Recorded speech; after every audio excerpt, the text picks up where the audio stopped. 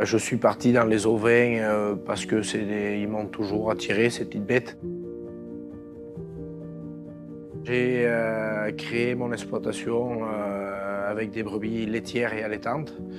Donc j'ai un troupeau de 120 mères, 60-70 brebis laitières, le reste en brebis allaitantes, avec transformation fromagère et la transformation de viande pour le troupeau allaitant.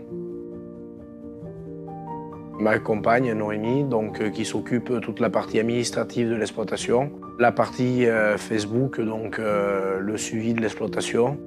Elle est capable aussi de traire, donc elle me remplace à la traite quand on a des coups de bourre. Elle est aussi capable de transformer, donc ça peut y arriver qu'elle vienne m'aider ou même me remplacer à la transformation. On ne met pas de l'engrais à outrance, on n'utilise pas de désherbants, de pesticides, de fongicides, quoi. Les brebis sont au pâturage une grosse partie de l'année. On valorise l'herbe au maximum en ramassant du fourrage de qualité et en la faisant manger. Voilà, de ce côté-là, on est en autonomie fourragère. On a un petit atelier de culture en céréales de 2 hectares qui permet d'être autonome en paille et de faire un échange avec de l'aliment conventionnel, quoi. Donc je fais 3 sortes de fromage. Je fais la brique, qui est une pâte molle, le caprice qui est une pâte molle, et je fais de l'atome qui est une pâte pressée, voilà, qui est commercialisée dans des petits commerces de proximité, de la vente directe et des intermédiaires.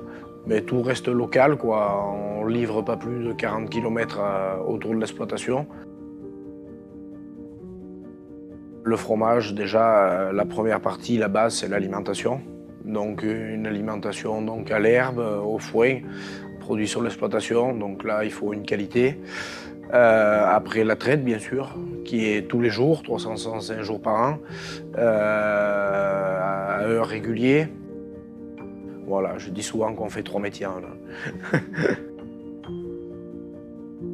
Donc je fais appel à Hectaria aujourd'hui pour pouvoir me dégager de la trésorerie, pour permettre justement d'améliorer mon confort de travail, gagner du temps, sécuriser tout le côté sanitaire de l'exploitation. Donc voilà, aujourd'hui ça a permis la construction du tunnel qui est sur les 20 hectares de foncier avec le labo à côté. Voilà, c'est un gros confort de travail et une sécurité pour l'exploitation.